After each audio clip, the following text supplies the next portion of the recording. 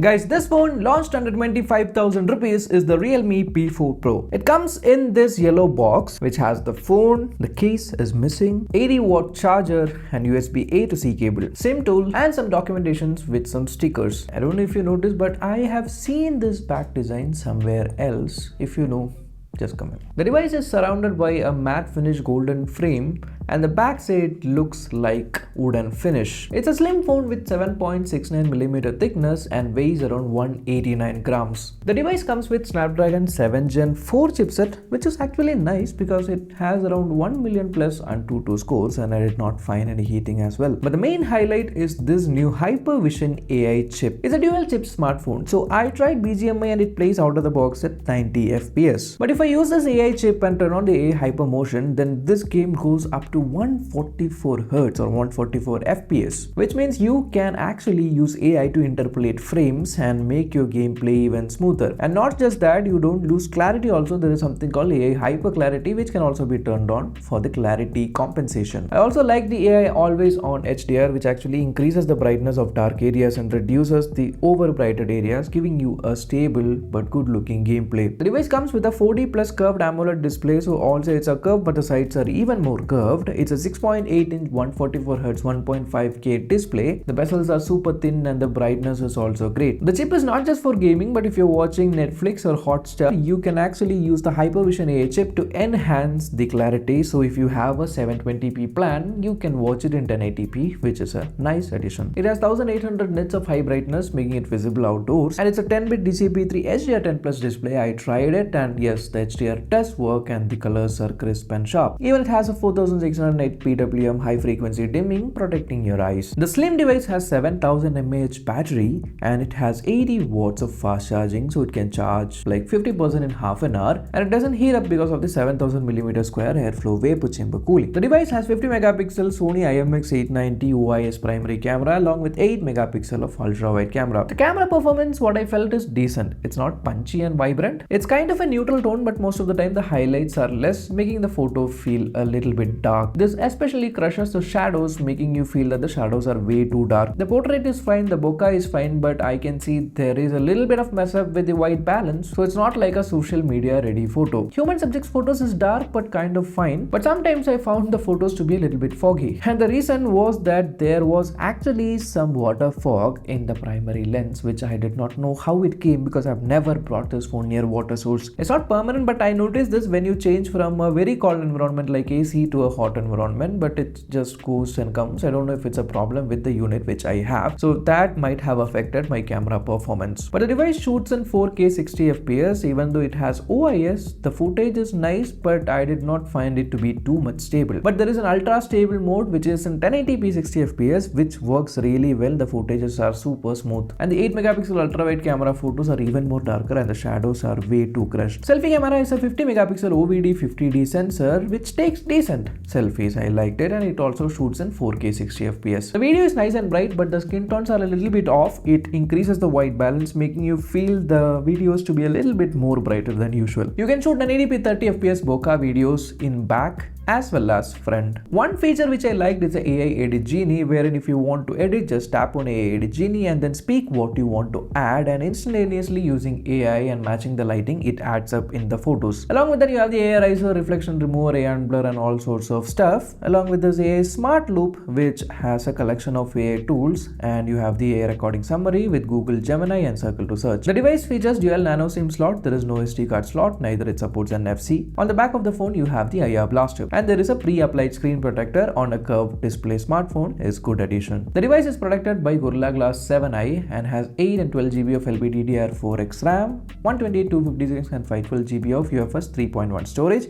I did the storage test and the scores are fine. What I didn't like is the haptic feedbacks of the vibration. Just listen to this. Device features dual stereo speakers and the sound is good and loud. Comes out of the box with Realme UI 6 based on Android 15, which I felt is actually ColorOS running behind the back. The device is smooth, but yes, it comes with a lot of pre-installed applications which you have to sit and uninstall. And there is a lot of notifications coming from the app market as well, so you have to turn off the notifications there as well. But overall performance of the device is smooth. It has 9 5G bands and supports VoNR. So let's come to the pricing. The 8GB 128 without the offers is coming for for 24,999, 856 is 26,999, and 12,256 is 28,999. So this phone is basically for people who are looking for a gaming phone with great display and great batteries, but is not bothered that much about the cameras. Then this might suit you. But yes, there are other options, so consider checking them out as well and then deciding what to purchase. So that's it. Until next time, bye bye.